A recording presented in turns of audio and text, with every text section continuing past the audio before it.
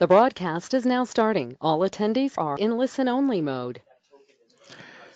Good morning, everybody. This is Ronnie from CRM Dynamics. Today, we're going to be talking about what the benefits are for moving into the Microsoft Cloud. I just wanted to get a confirmation from any of you that you are able to see my screen on this presentation. Can somebody please confirm? You can either type it into the chat window.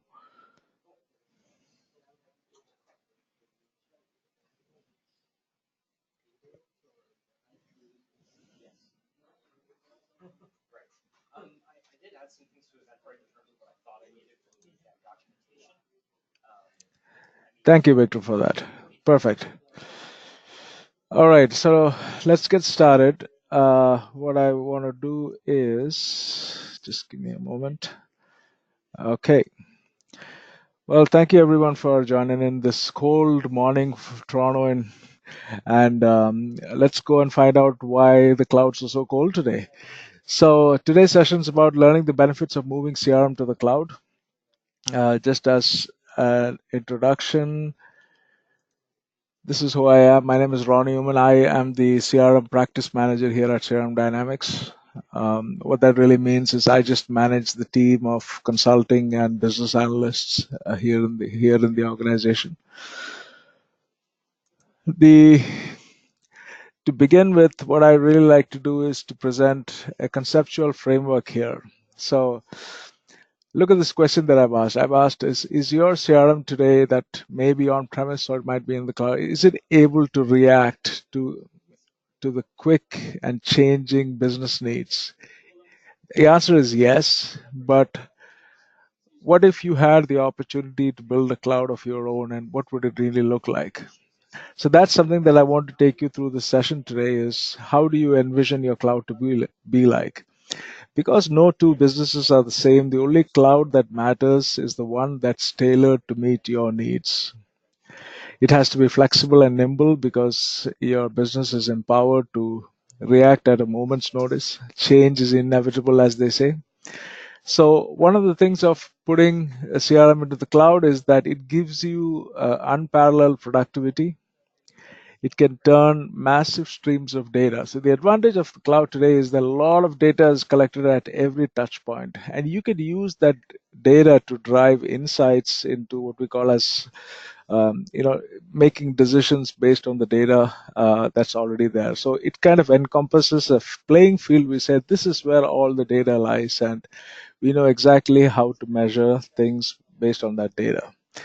The next thing is it also transforms a mobile workforce. Now today, with all of the infiltration of devices, we are already in the cloud.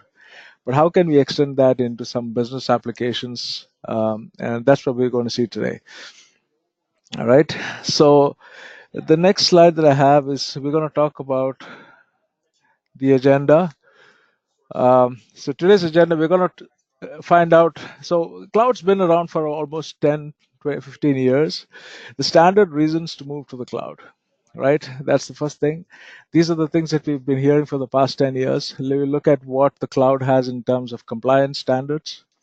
What's the data encryption that exists in the cloud today? We will look at what high availability or business continuity looks like in the cloud. And then we've come up with what's changed. What are the new reasons why we need to move to the cloud? This is apart from the standard reasons, though. And then with Dynamics 365, which is CRM in the cloud, what is the new offering looking like? Followed by a Q&A. Now, feel free to type in your questions. I will take a break and look at the questions once in a while to see if I can answer them. Or at the end of the session, we'll go through each of these questions and have your questions answered. All right. So going forward, so moving CRM to the cloud, what are the standard old 5 reasons? I'm sure all of you have seen these, these bullet points earlier on, but I just want to reiterate what these are. The first reason we find is improved security and compliance. Now, staying on premise could put you at a higher risk for security breaches and things like non-compliance. what is that driver? It could be a government organization having regulatory commitments. It might be some process standards that you have to follow within your organization. All of those, there might be breaches.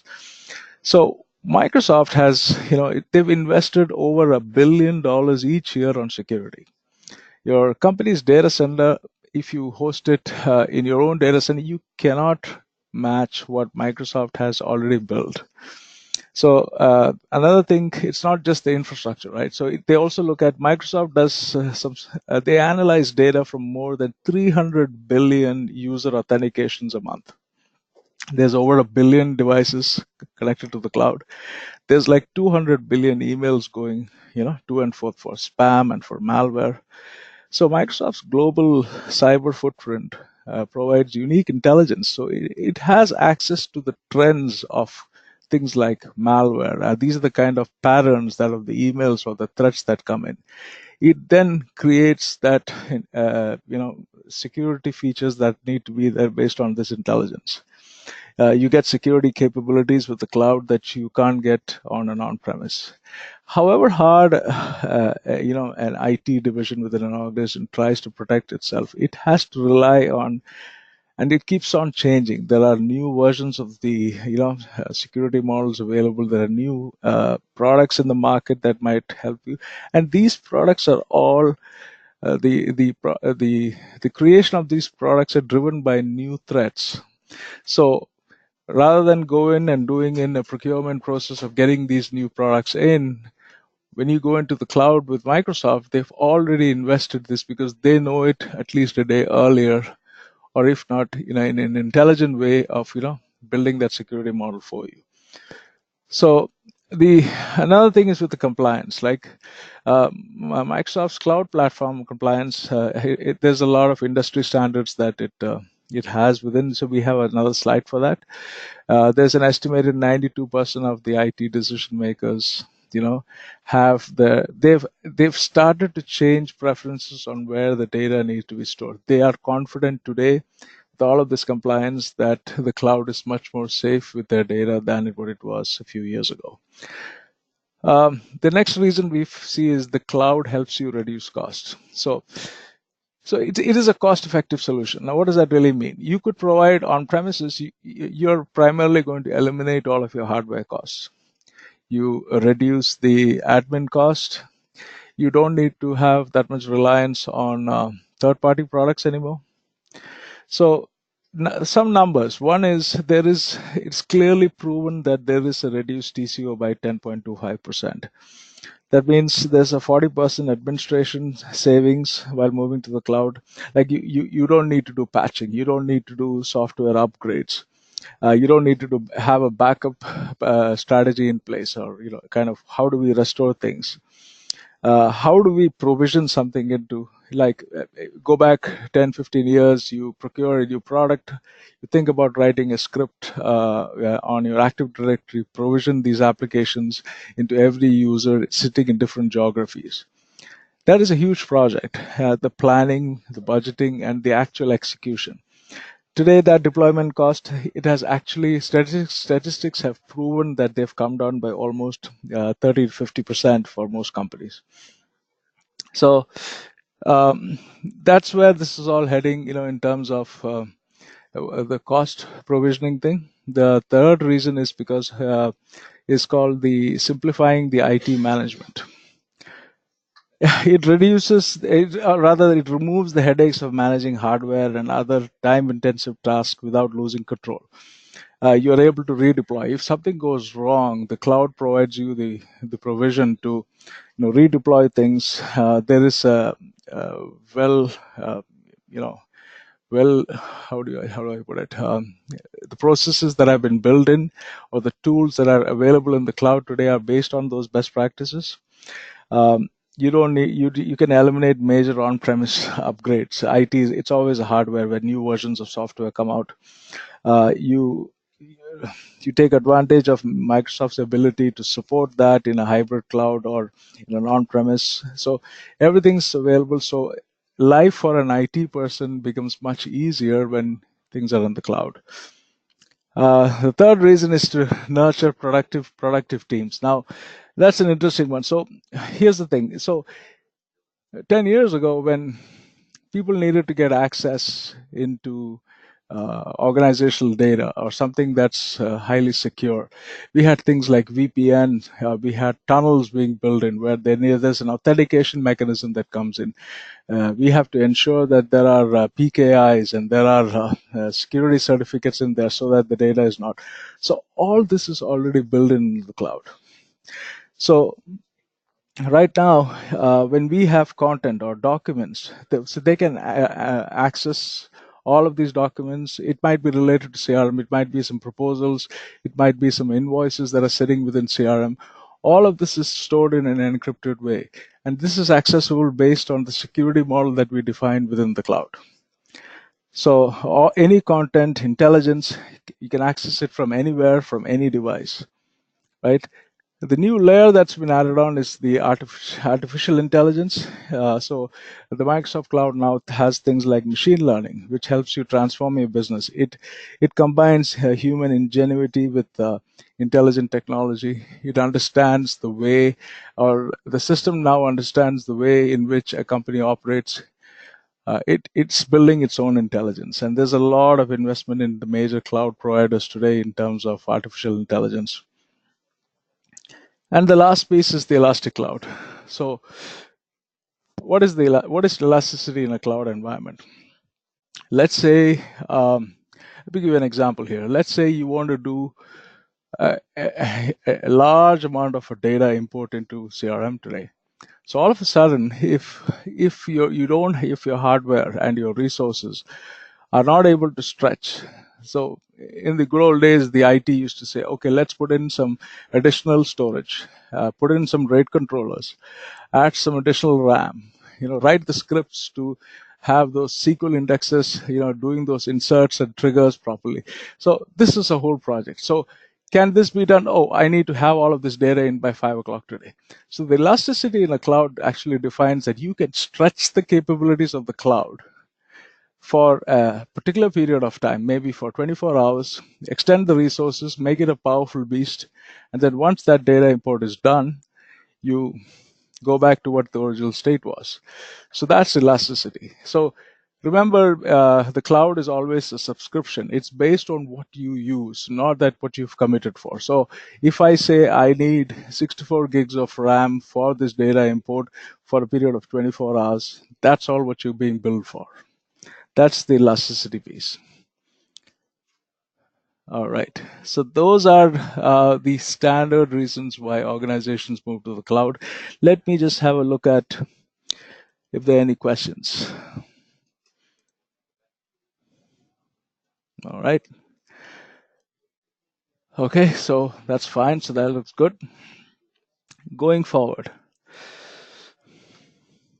So if I were to combine all of those five, it's primarily three factors or three pillars. One is the speed, the scale, and the economics. These are the three pillars of the cloud. So so the speed is within hours of days or weeks that you needed to procure and deploy CRM infrastructure that was required earlier. You no longer have to wait for new hardware to arrive. You don't need to wait for those new network switches or contact the telcos to say that I need an increased bandwidth. I need to have more I need to work on my latency. I need to get some more bandwidth. All of that, it's all eliminated. You can actually provision that from the cloud interface itself. Um, with Dynamics 365, we can take care of heavy lifting from making sure the infrastructure is ready. This is something that we as CRM Dynamics as a company, we help organizations do. So we can help you achieve the speed that you require based on the leveraging the Microsoft Cloud. All right. Going forward, the scale. So the cloud gives you an almost infinite set of computing resources, allowing you to reach your sales, marketing, and customer care around the world. So whatever purpose of the reason that you use CRM today, we can go in and provide all those resources at as and when you want it. So the scalability is something that Microsoft's very proud of. You don't have to worry about running out of capacity, or worrying about over provisioning. Are we overusing it? Are we rightly using those resources? All that's optimized within the cloud. And the last piece is the economics, which says less infrastructure to procure, less storage to buy, and you don't need to maintain it. You don't need to go in through these annual maintenance contracts with companies who provide all of these services. It's just a single offering from the cloud, which says, so a lot of the administrative overhead is also taken care of when it comes to um, the cloud. Now, you also get things like a test environment. Like with Dynamics, you actually get a sandbox environment. You don't need to set that up as a different environment. It's just provisioned along with the. So you don't need to manage two servers anymore. There's a dev and a test environment. And Microsoft is very regular in providing updates, and it's all scheduled. They will never go in and put in something without planning it with the stakeholder within the organization. So if there's Dynamics 365 version 9, and if they have to plan that to go into 9.1, there is a whole communication thread with the IT or whoever is responsible for CRM that this is what that schedule is going to look like. You have the full feasibility to go in and change those dates and work out on what's best for you. Now, if it is a critical security path, they will go in and set it up, but they will make sure that nothing actually impacts the application at all. So that's three. CRM Cloud is now mainstream with speed, scale, and economics. The next slide that I have is what are some of the things that within the Microsoft Cloud. Now, this is very important from a security standpoint. These are some of the certifications that Dynamics 365 received all over the world. Things like SOC compliance, then there's ISO 2700, there's GDPR, there's HIPAA compliance. Now, that's just from a data and an application point of view. This is how the cloud adheres to all of the regulatory standards that are available in the world today. In addition to that, what about the physical security? Things like you have to log in using multi-factor authentication, right? You have this perimeter security all around the place. There's extensive monitoring of these data centers, and it's all locked racks. So you just need not worry about the physical security.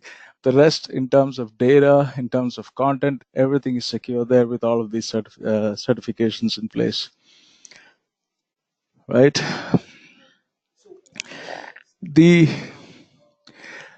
Another very important topic that people worry about is how is my data, where is it located?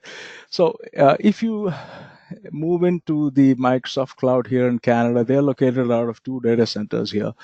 One is out of Toronto and one is out of Quebec. So it has all of these standards with the data sitting in there on the CRM applications. But what about things like data in transit? So let's say you enter something into CRM and there is an HTTPS key against the browser, which says that it will encrypt the data that leaves the client machine before it hits the thing. And that HTTPS and those digital certificates are being provided by the Microsoft Cloud, right? So it's FIPS 140 supported as well. So then, once then we have the data center to remember the high availability, right? So the data center to data center, there's encryption as well when things go in for the high availability. So that's data in transit. And then there's the end-tier applications. There's the TLS on the IIS or the web services that actually encrypts the web client and server communication. So rest assured that all of the data that flows in and out of this Dynamics 365 application, wherever it is encrypted. All right. So moving ahead, so we talked about Toronto and Quebec. So it's important to know that high availability and business continuity has to be viewed differently.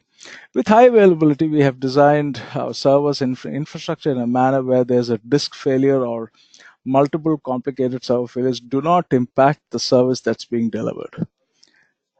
the infrastructure intelligently adapts to failures and adjusts to ensure service quality. Now, the way it works is, so let's say we've got a CRM sitting in a data center here. All right, there is a local sync with another setup already within the same data center. So there is a copy. I wouldn't say a copy. There is another instance of the same application within copied or recreated within the same data center. All right. Once that's done, these also get replicated into two other systems in the other data center as well. And this is primarily to avoid things like a natural disaster or something happens to that data center. Your data and everything is safe because of the replication. The next thing is it also takes local backups, and these backups are also, so this is the fifth point of security. So whatever sits in your CRM system today in the cloud, rest assured it's safe, it's replicated, it's encrypted, and it is available. So it just, even in case anything does happen, we have what we call as a 99.95 financially backed SLA. So that's about, if you do your math, that's about it's about 30 to 40 seconds in a month that your system would be down.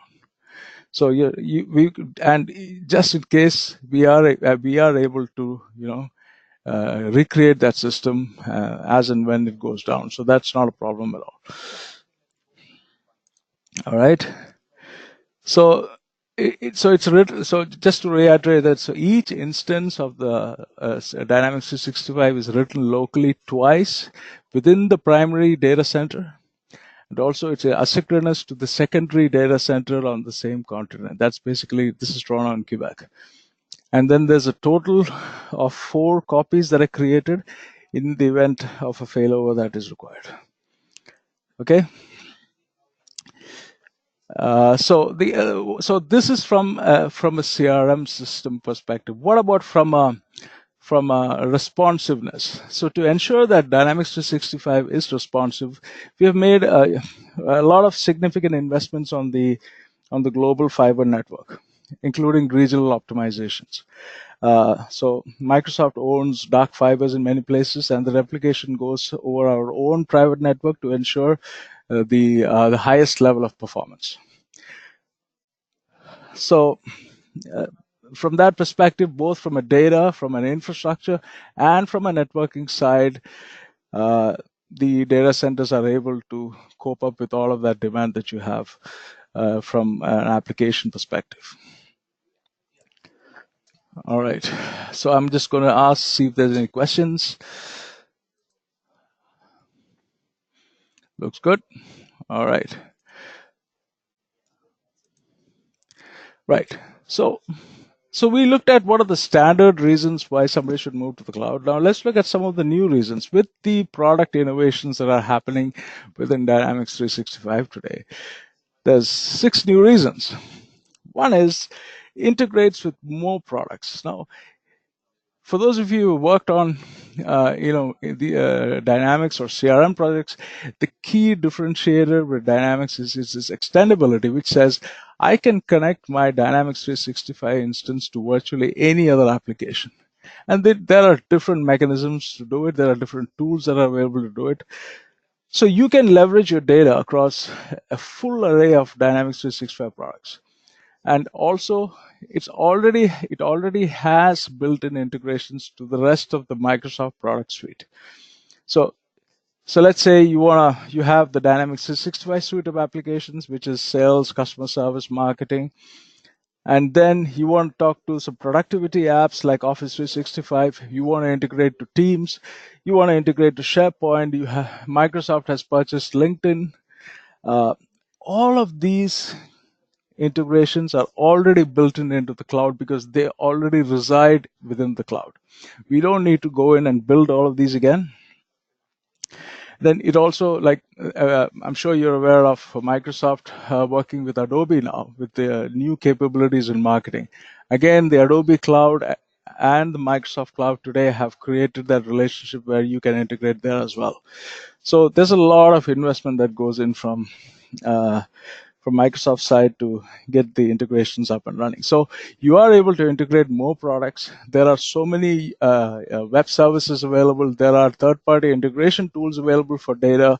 Everything resides in the cloud. Now, with so many data touch points, it brings us to the second reason why we look at moving to the cloud, which is gaining insights from cloud intelligence. So what are insights? Insights are patterns within your data that tells you that this is what's going on with your data. So plan and strategize confidently with these insights.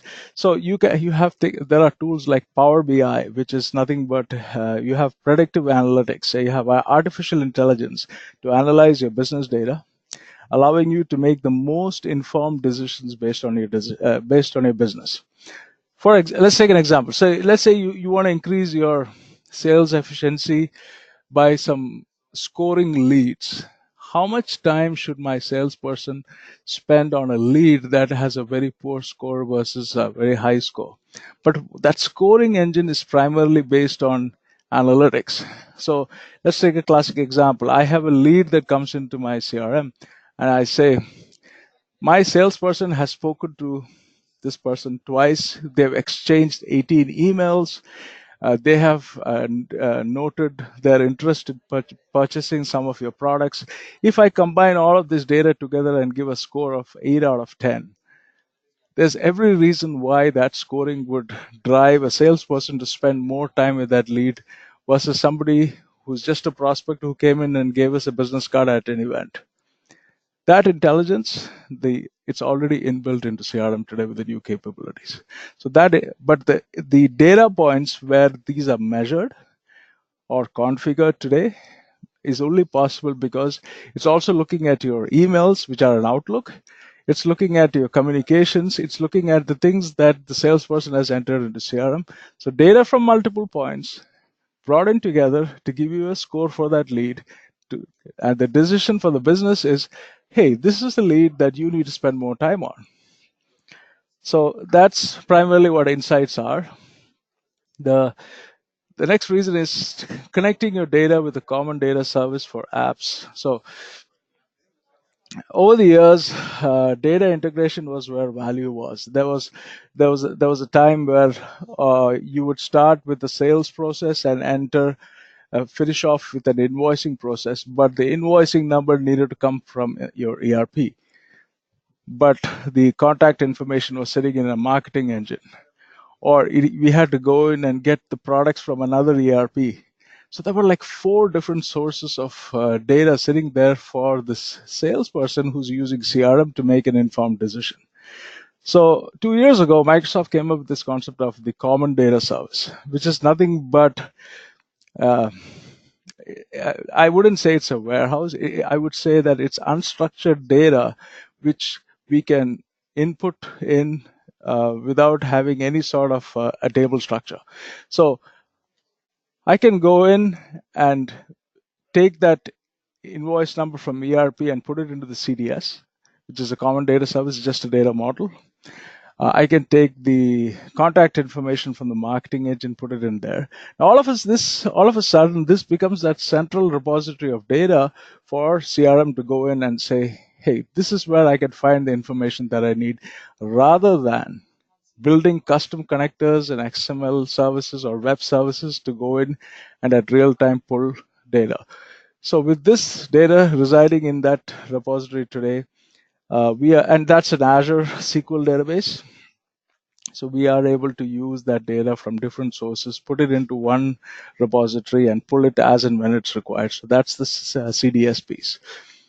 The next thing is extending your business applications. So the power of the Microsoft platform to extend, it definitely has the on-premise version also has that platform, but it's more.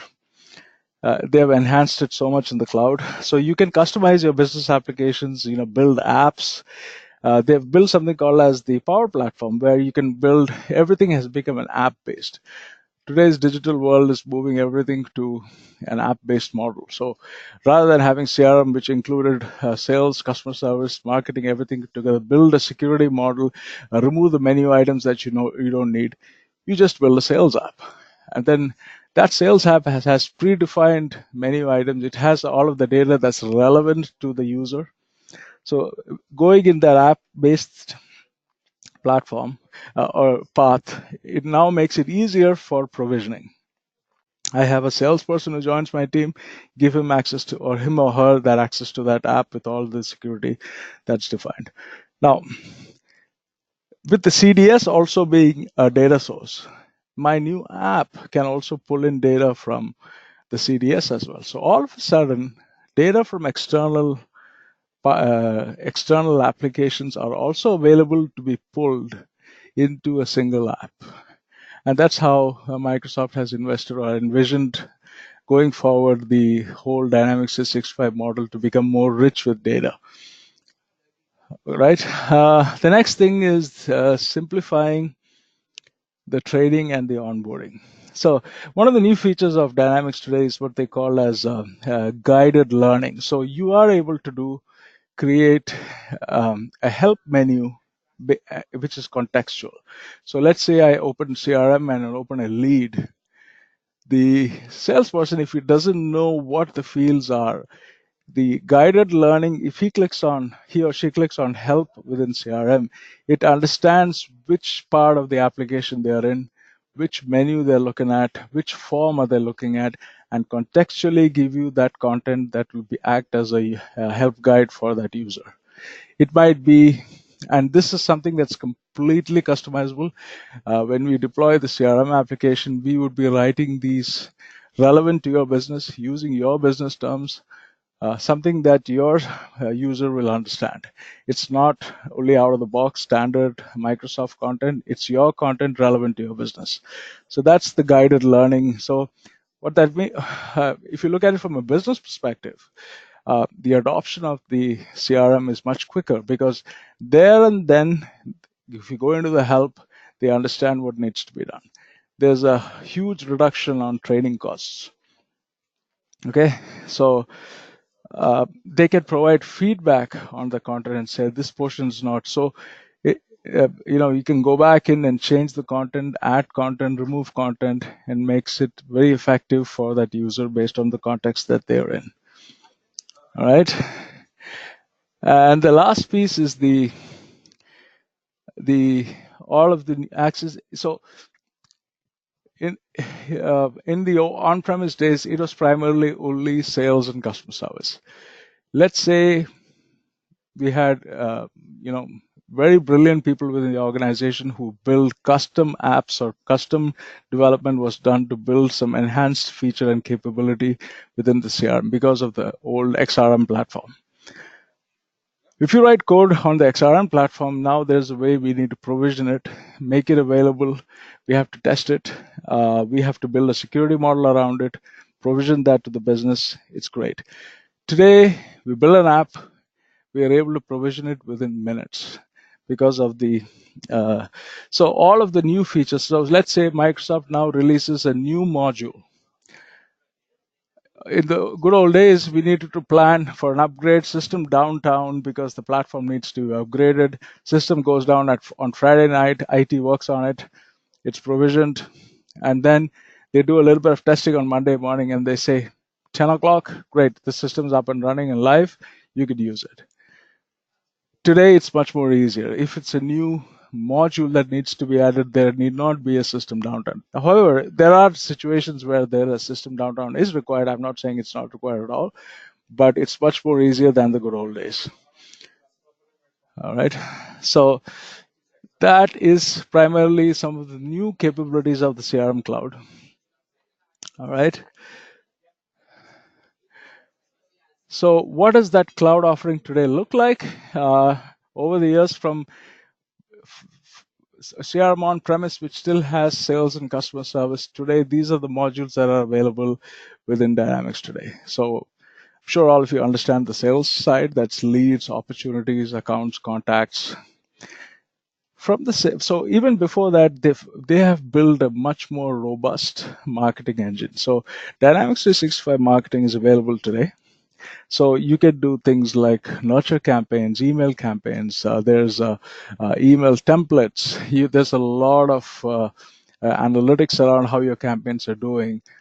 You can measure the statistics based on a campaign. So it gives you a better idea of how your ROI looks like today. So the lead might come in from a marketing campaign, and it's completely in sync with sales, because the sales understands that the marketing, this is where the lead came from, this is the amount of money that we spend on that. And then in the sales, we can qualify a lead, we can go in and make them an opportunity, get the salespeople to work on it, get into quoting, provide multiple quotes, and then from there move into orders. With the orders in place, we can generate invoices, we can have our products built into the products catalog. All of that's available in sales. And from sales, we'll move into customer service. So they buy your product and then they can call back into your call center, say my product's not working. How do we measure that?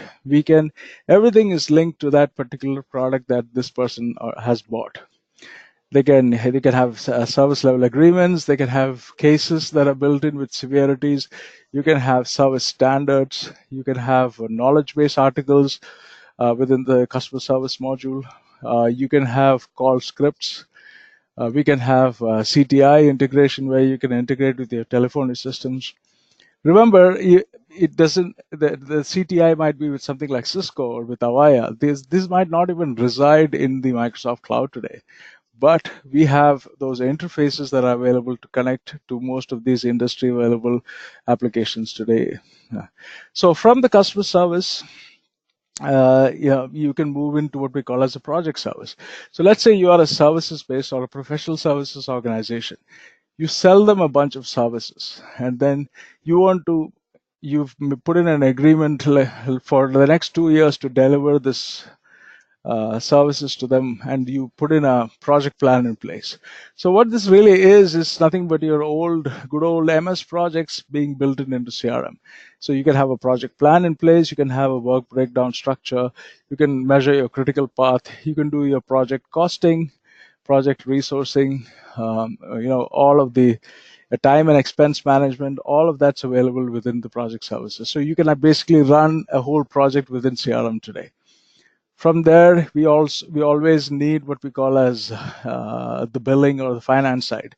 So you might have an accounting system today like QuickBooks, but now Dynamics 365 gives you the opportunity to have your own financial or accounting system within the cloud today, right? So if you recall what I talked about, all of those compliance and regulatory and encryption, when it comes to financial information sitting in the cloud, we are fully confident that it's secure. The operations piece is nothing but, if you are a manufacturing organization, that's kind of an ERP functionality where you can do, MRP, material resource planning, all of the scheduling, all that ERP functionality is available today as well. Some new things have come up. One is the talent, which is the HR module. So you can have, this is very crucial when it comes to things like with the LinkedIn integration. I can go into recruiting. I can save these profiles within the Microsoft Cloud. I can hire people based on their LinkedIn profile. There's performance reviews. There is hiring. There is job descriptions. Provisioning jobs into your website. All of that is available within Talent. The last piece is the retail, which is nothing but a combination of sales, finance and operations, which is the ERP side, things like demand forecasting or inventory or warehousing. All of that's available in the retail. So the direction that Microsoft has taken is, can we put an entire business scenario for an organization, whatever their business be, can we build their whole business on these modules? And the answer is yes. And a company like CRM Dynamics, this is what we do on a daily basis. We've got a lot of consultants, we've got a lot of engineers who are specialized in each areas and on multiple areas. and we can go in and provision Dynamics for irrespective of what type of business this is. It's a one size fits all. We are able to build your business on Dynamics in the cloud for you. So that's primarily what I had for today. I'm happy to take any questions. Feel free to put it in the question window and I can answer it.